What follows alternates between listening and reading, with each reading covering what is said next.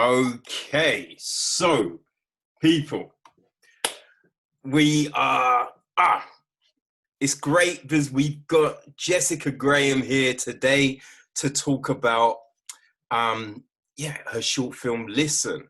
And this, like, we spoke about The Tangle last year, which was a great film that Jessica was in. You know, she writes, directs, produces, stars in. You know, she does it all. But this is, am I correct? Listen was your directorial debut. That is correct. Yeah, very first one. Superb. So, yeah, let's. What made this one the film that was like, I want to get behind the camera for this? Yeah, so I had wanted to direct, and I think in some ways I've been directing since I was little. I was the oldest of six. I was a little bossy, but I remember being like very young and creating these full productions with my siblings that I would write and direct and star in, of course, as well. And they would, they would be my minions doing whatever I told them to do. But I mean, I would choreograph, there would be props, there'd be a whole thing. And then the grown-ups in our life would have to like sit and watch this stuff. So like I'd been doing some version of it since I was little, but I really fell in love with acting. And I think there was a part of me that felt like I needed to be, I don't know, like I questioned my intelligence or something around being a director. I felt like I don't have the vision. Yeah. And I don't know where I came up with that idea, because it's not true. We all have the vision. We all have, maybe it doesn't always manifest in the skills of a director, but we're all creative beings. And Do you think it's how it's talked about though? Like, there's whenever you, like, there's certain things, right, that we see people do, but there's such a reverence around it.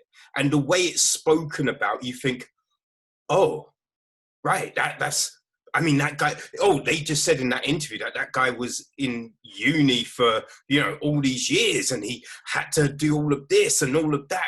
Oh, it took him 10 years before he did his first film.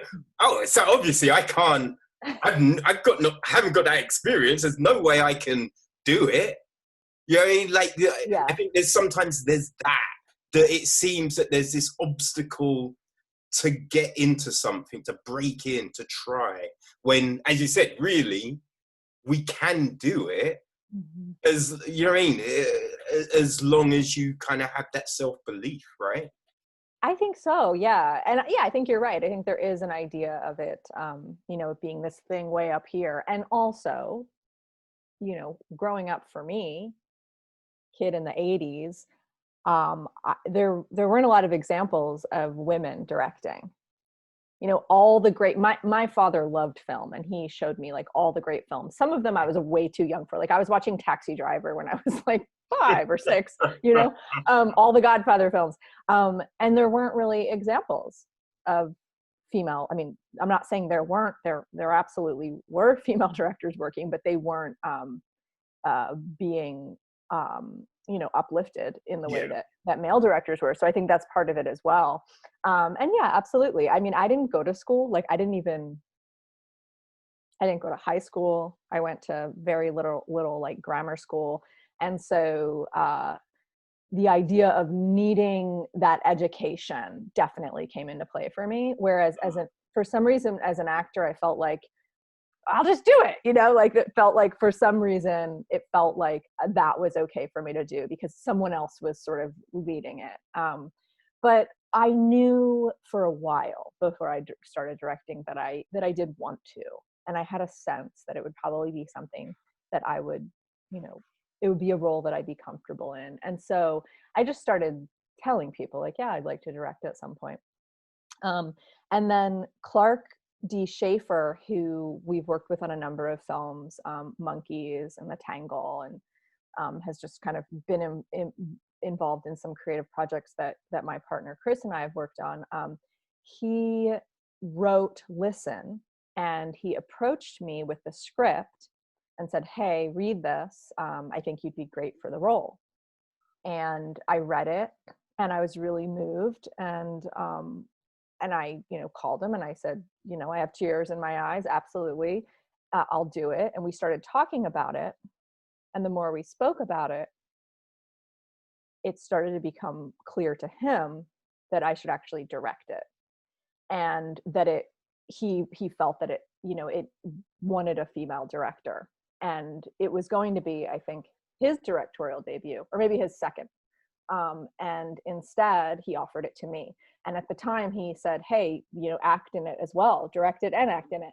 And I considered that briefly, and I'm so glad I didn't, because it was such a grueling role that Amy Walker was amazing in.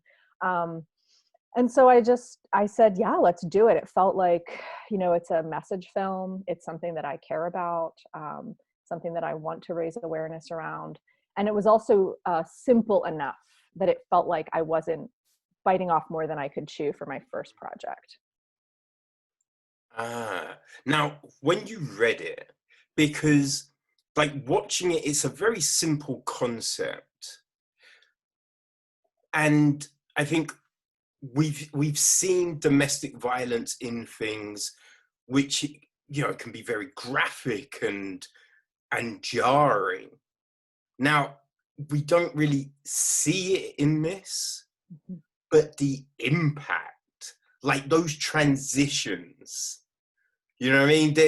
Like the close-ups, the turn, and then the turn back, and then we see the damage, and like just those little things. And as it builds and it builds, it's just as impactful, right? Without having to see a fist or anything going into someone.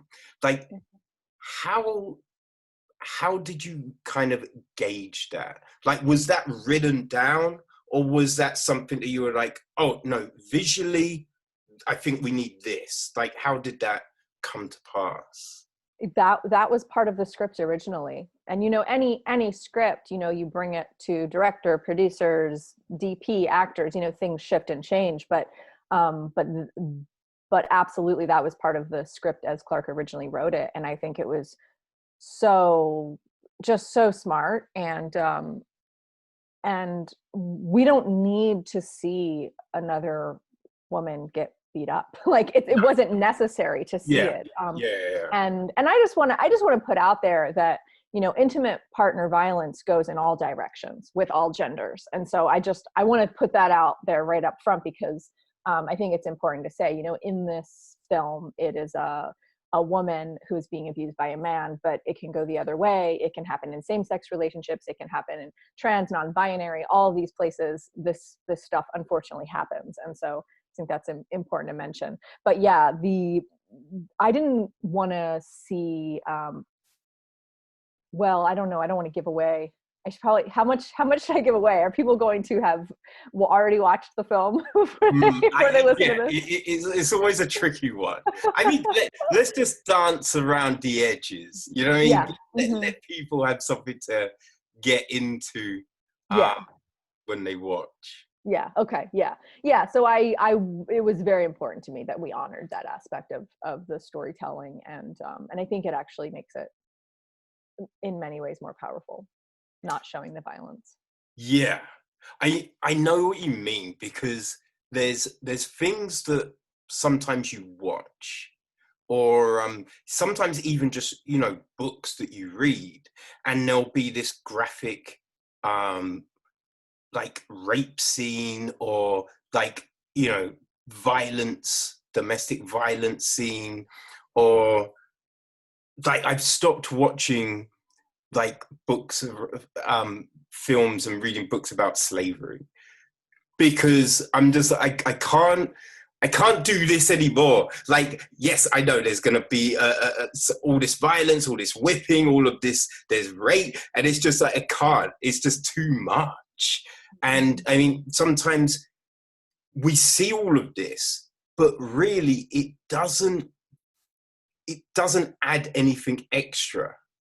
It doesn't, like, you take it away and the scene can be just as powerful, right? The story still has that impact, but seeing it, you just get, I think sometimes it takes you out of it. Yeah. Right? Because it's just, absolutely. too much. Yeah, Like you yeah. become desensitized. You're just like, I can't keep watching this stuff. I can't. Mm. It needs to stop. Yeah, I absolutely agree. I mean, you can really feel it when something is necessary for storytelling and when something isn't. Like it's just it feel and for me, both as a director and as an actor, like that's important to me. It's important to me in the stories that I choose to tell, and more important than ever, I would say, because I do think that the medium of film, this kind of storytelling, is very, very, it's really, really important, the stories we choose to tell and how we choose to tell them, because these stories are shaping our culture, which is shaping our world. And so, yeah. And then there's also examples of, I'll never watch this film again, but there's an example of a film where they go all the way, is Irreversible. And that film, the rape scene in that film, literally changed my life. It changed how I walk around in the world, Mm. because I have not had that experience. I've experienced different versions of sexual abuse and sexual assault, but I have not experienced that. And watching it and seeing the reality of it for however many minutes it goes on, 8 minutes or something in one shot in that film. I lived in Philadelphia at the time, and I changed the way I moved through the Yeah. world as a result. And so it's like, that's an example of a film where they did it that way, and they needed to do it that way. And I don't need to watch that film again, but it was Mm. really, really effective. So, I mean, but in general, yeah, we've seen it. We've seen the woman get beaten and raped, and we've seen it over and over and over and over and over and over. So Yeah, yeah. But that is a point, that sometimes it is enlightening, right? It lets you know, because when you see something in a certain way all the time, you just think, oh, well, if I just don't do that, I'm fine, right? And then you see it in a different light, in a different way, and just all of it. Like there's oftentimes these scenes, there'll be a couple of minutes, right? And you think, oh, that's horrible. At least it's only quick. But yeah, in reality, it can go on. And once you then realize that and be like, oh, it can happen there, it can happen like that. It does change the way that you do things. mm-hmm, And mm-hmm. that is valuable. Yeah. Another example of the total opposite end of the spectrum is The Assistant with Julia Gardner. Came out, I think, last year. I think it was critically acclaimed, but it wasn't audience acclaimed, because it's a very simple, slow, I think, beautiful film. But it's all about, it's really about the Me Too movement in Hollywood, and it just shows the day in the life of an assistant to a big agent or manager or something. And nothing is seen, Mm. and even the little bits that you hear, you don't quite hear them. And it's incredibly terrifying and really powerful, and illustrates the point, and also changed the way. Like, I watched that film and I was like, yes, I feel very good about the way in which I'm engaging with film and the way in which I'm making film, and I don't really want to be part of that machine. Like, I want to do something different, because it was just so, like, oh, vomit inducing to watch what happens and does happen behind closed doors, in the industry in Hollywood. Yes, it's kind of crazy. Mm. It's weird. But I just think that when, things like Listen come out, and they can, I think, just fuel the conversation around these things. I think that's always important, Yeah. and conversations need to happen, from different sides. And I think Yeah. that's a problem right now, where if you have a different view on something, Mm. then, things get shut down. And it's just like, no, no, no, no. We need more conversation. We need to talk about all of this, all the Yeah. aspects. You Yeah. know? Yeah, I've definitely in sharing the film, I've definitely gotten comments every time I post about the film. Usually, I get a comment from a man who says, you know, this happens to men too. And I feel like when they tell me, they're like ready for a fight. They're like, they think I'm gonna say, well, it happens to women more, you know, Mm. which is not my response. My response is, yeah, it happens to people of all genders, and it's something we need to keep talking about. And I'm so sorry that you experienced that, you know. So yeah, it's the patriarchy exists. Women, you know, are have had to and continue to have to fight for their right to be a human being, and horrible things are happening to everyone. And intimate partner violence happens to men too, and it goes unreported. So yeah, we need to talk about it from all angles. I mean, one of the things that I shared about in many of the Q&As where when this film went around on this festival circuit was, this is about the horror and heartbreak of domestic violence, you know, and that includes the horror and heartbreak of being the perpetrator. You know, Mm. I am not excusing it, I am not condoning it, but you don't just pop out that way. You're No. not just like, you know, oh, I want to go and abuse somebody. It's like you become that, and that can start in the womb. That can start with, you know, the stress chemicals that are coming into the womb from, you know, whatever it is your parents are going through, and then obviously it continues, and trauma leads to more trauma often. And so yeah, I don't see it as an issue where it's like this is the bad person and this is the good person. It's like this is a really sad heartbreaking situation, and it involves a lot of, you know, a lot of trauma on all sides. Oh, definitely. And I think that's the great thing about this, because we see that, right? We see that remorse after the fact, Mhm. right? And I think that's always a thing. Like, as you said, people do these things, and there is always the apologies. There's always, it won't ever happen again. I'm so sorry. Like, I've just been so stressed of late. Bum, bum, bum, bum, bum. And it's one of those things that you kind of think that unless it's properly addressed at that first instant, it will happen again, because the seal has Yeah, kind of been broken.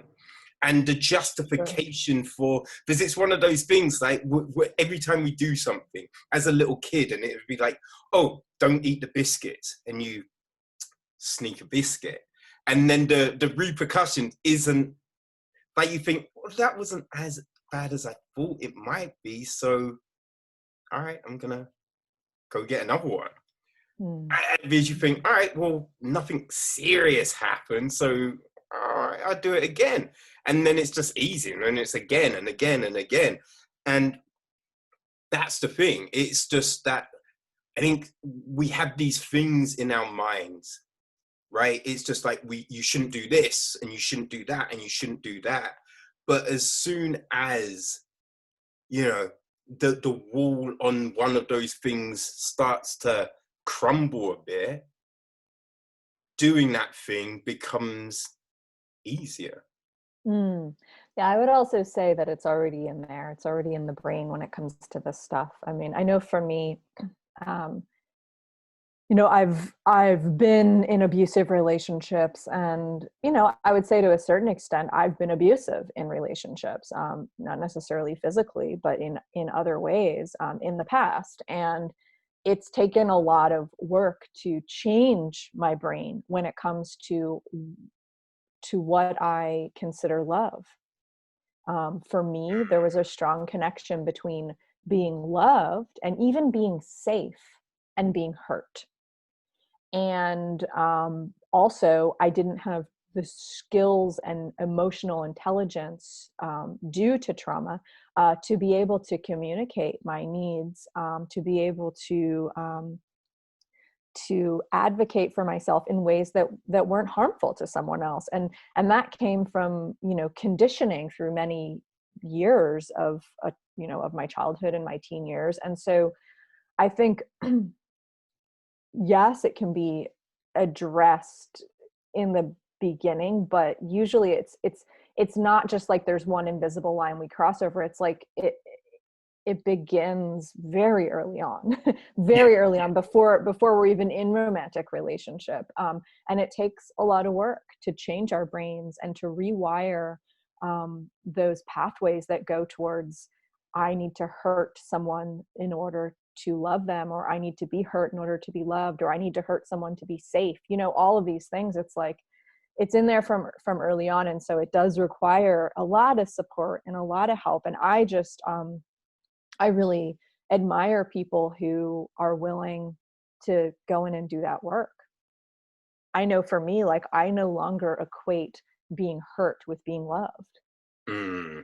And it took a long time and a lot of work to get to a point where I didn't, so I know it's hard.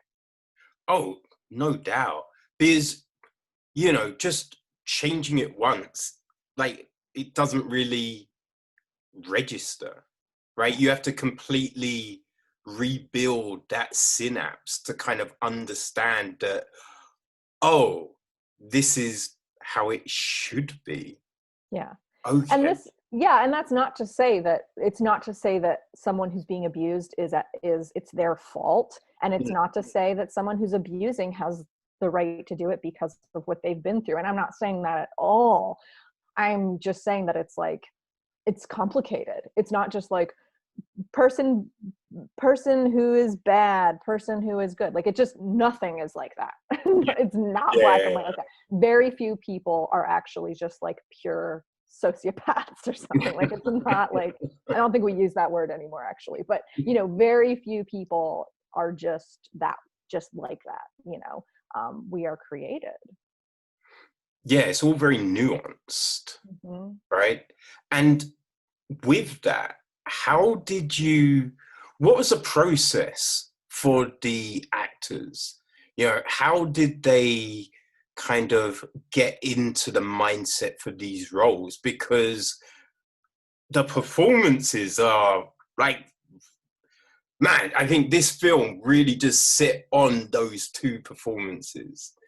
Because Yeah. if they don't hit those little nuances, those little kind of movements, tonally, just all of that. If that doesn't work, if that doesn't come across, the film doesn't have the same impact.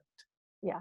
Yeah. So I'm so lucky to have the cast that I have. So Amy Walker and plays Lulu, Trey McCurley plays Colin, and Christina Moses plays the detective. And they are all phenomenal actors, and wonderful to work with, and all very different in the way that they work. So Amy Amy has kind of become, since that project, become one of my creative soulmates. Amy Walker. She's also got a huge following on YouTube. She does accents, and as well as a bunch of other stuff. And she has a really big YouTube following. And I had already been a fan of her when I asked her to be in this film, but I didn't realize it was like in an acting class, and I saw her do a scene and I was like, she's the one. And then I only found out later that she was also this like famous YouTuber who I was a fan of. And I was like, oh, well, that's amazing. But Amy has a beautiful process. She, like me, has a very strong spiritual practice and spiritual life. And she does a lot of, meditation and a lot of prayer, and really works in that way. One of the things that Amy did was she reached out to her YouTube followers and said, I'm doing this film on domestic violence, and I want to, anyone who has a story they want to share with me, I'd like to bring it with me to the set. And so she collected stories from her fans and followers who'd been through this. And she just brought it into her heart and brought it to set. So that was amazing. Now, Trey, Trey is in a way, he's like this blank canvas. Literally anything I asked him for, he would just do. I was like, this is like a first-time director's dream. And that's not to say he didn't also bring his unique perspective on the role and his own ideas, but he was like that. It was like, I need you to go here, and he was there. Okay, I need you here. Oh, he was there. And so you know, I'm not entirely sure what his process is. I don't actually know what, you know, what kind of training he's done personally, but I do know that whatever it is, he's like ready. He's ready in an instant for whatever it is. And he also does comedy. We've actually acted together. Trey and I acted opposite each other in uh, I think it's season 2 of Crazy Bitches, which is this like horror comedy web show directed and written by Jane Clark.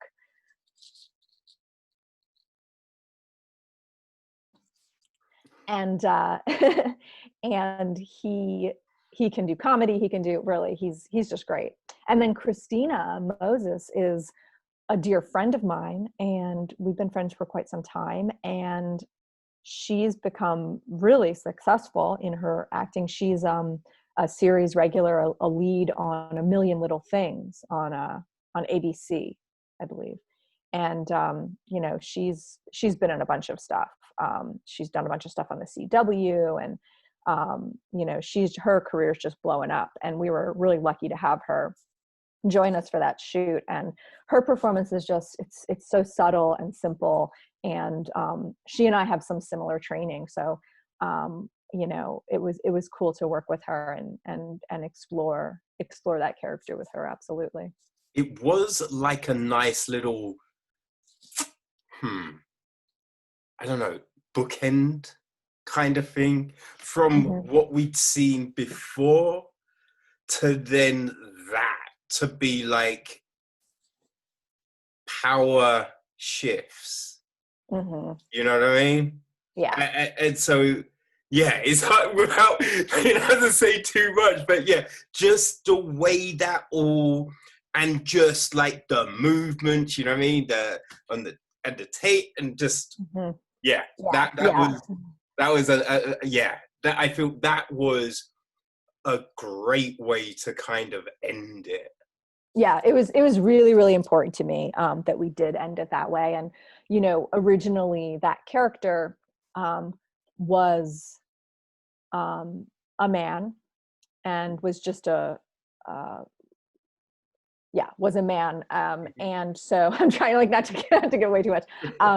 And I said to Clark, I feel like it's really important that this is a woman, and ideally a Black woman or a woman of color. And he's like, okay. So that's what, and it felt very, very important to me that in that moment there we had some of that female energy come in. And also, you know, another way in which, you know, working with the actors was added to was Sherry Koch, our DP. She's an Emmy-winning cinematographer, an amazing filmmaker, a director herself. And I was so lucky to be working with her because, like, you know, it was my first project as a director.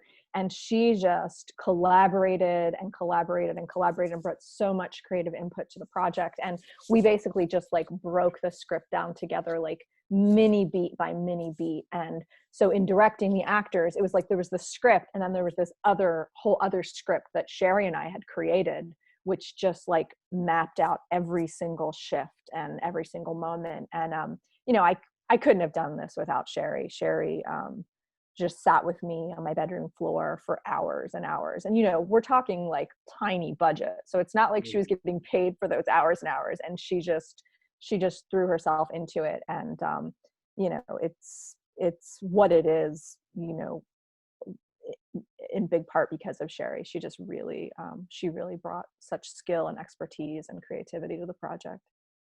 That's great. So because yeah, this being your first directorial film,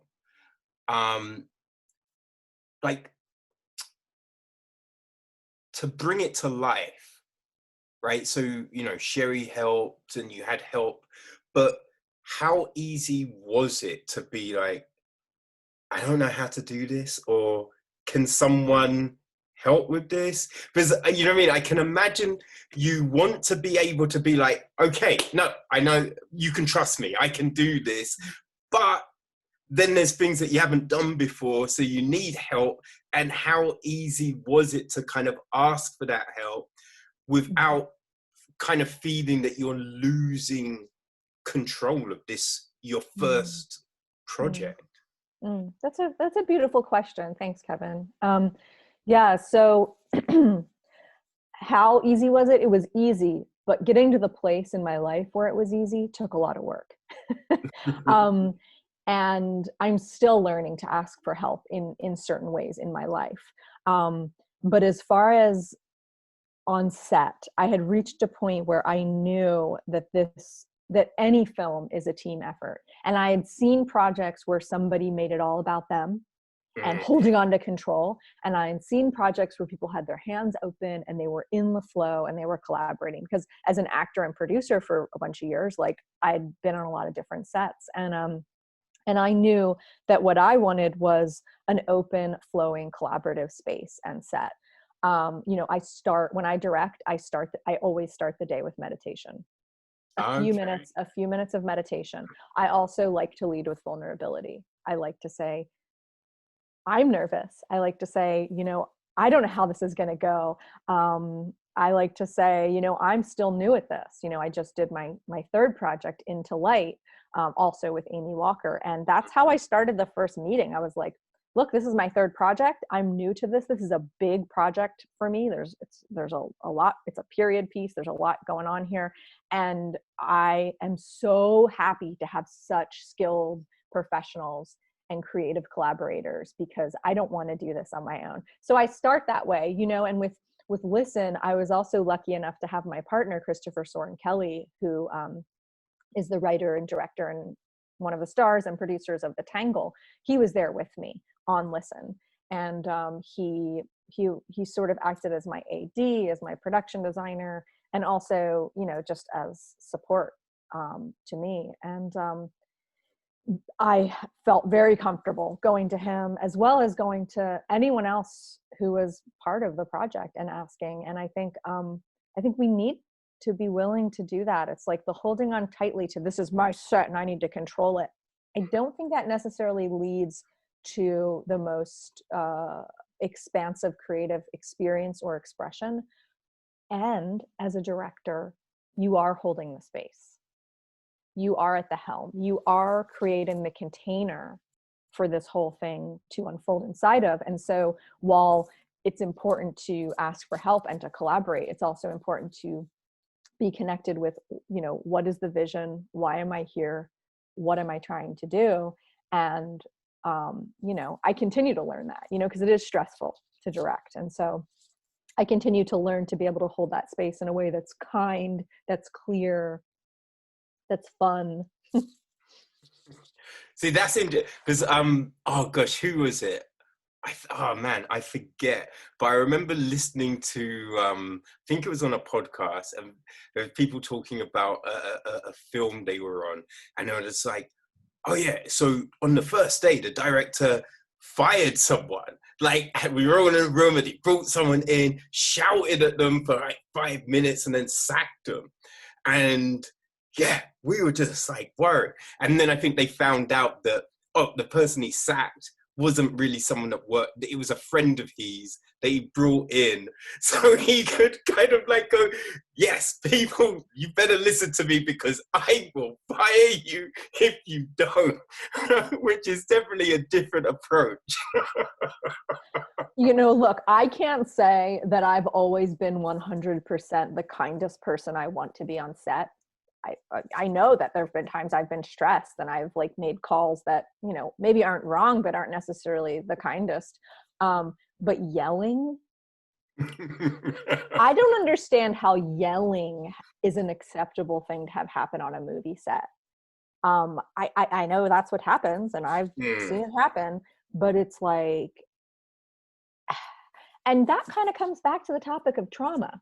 It's like, it's like we get into fight, flight, freeze, Yeah. and we get into fight.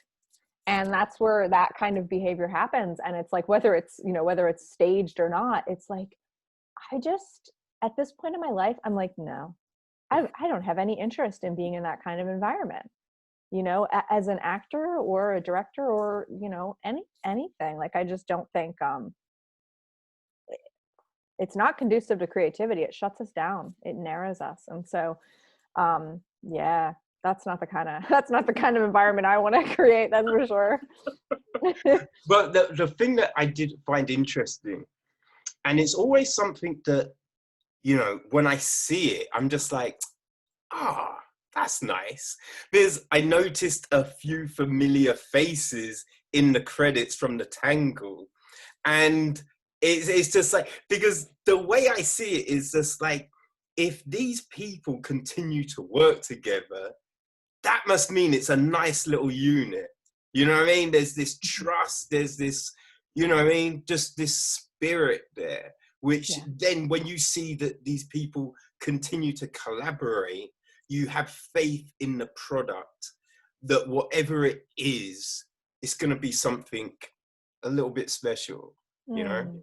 Yeah, yeah, yeah. Thanks for noticing that. And yeah, I mean, I think it's a big part of it is finding your people, you know, and supporting and celebrating each other. You know, like Chris supported me on making Listen. You know, I had supported him on projects, you know, like Chasseur, which is the first short that we made together. You know, he starred in it, he wrote it, he directed it, and I produced. You know, that was, you know, my role in that film. And, you know, and we kind of have supported each other back and forth in that way. Or he'll write me a role, or, you know, we've worked together a ton. And then there's the people that we've, you know, connected with along the way that we've, you know, some of whom we've done, you know, multiple projects, some one project, but, you know, it's like, it is all about the people. And I think that's what life is all about, is about connection and connecting with other humans. And so when you can do that and create art at the same time, I mean, that's sort of the best case scenario. Yeah, no, definitely. And I think right now, I think that's really, I think, come to bear. You know what I mean? You realize that it's important to have those people, those ride or die people around you to help get through situations and build situations, right? Yeah, yeah, absolutely. Speaking of, you know, building situations, I mean, another character in this film that we haven't talked about yet is the makeup design. And I was gonna ask you about that because those transitions, right? So we go from one scene to then suddenly we see stuff and then more stuff. And it was just like, how did you, like, what's the process there? Because obviously it has to be applied, but then you have to get back into that moment, right? Back into that headspace of that trauma. So how did that go, and how much footage was kind of filmed? you know, we edited this thing so long ago, I can't remember how much footage we sat through there. You know, we had one day to shoot it, so there wasn't, you know, endless footage. But, you know, our makeup designer, Crystal Nardico, who she was also did makeup for the Tangle, and she did makeup for Murder Made Easy, and she did makeup for, I think, a couple other projects I've worked on. She did the makeup for Listen, and, you know, I mean, I don't know how she did it. Like, the combination of her and Amy and Trey and the way they all work together timing wise, like, I mean, it's pretty impressive, really. But Crystal's she's a very skilled makeup artist, and she's an incredibly skilled special effects makeup artist. And, you know, she just brought it. And I think she did such a beautiful job. And then, you know, Amy was just able to seamlessly move in and out of, you know, these changes. And so was Trey. I mean, I watched them and I was like, I'm so glad I'm not acting in this movie. Oh my God. Like, I'm so glad I don't have to be doing what they're doing right now, that I get to just like be standing here directing things. Cause, oh man. Oh, It was,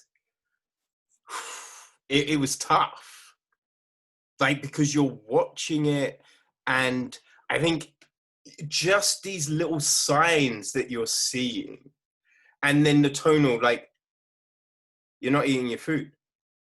And it's like, there's too much salt in this. And you just see certain things are said in a certain way that make you go, oof. You know what I mean? And then when you look back at her and there's more, you're just like, oh God damn it. Yeah. Hey.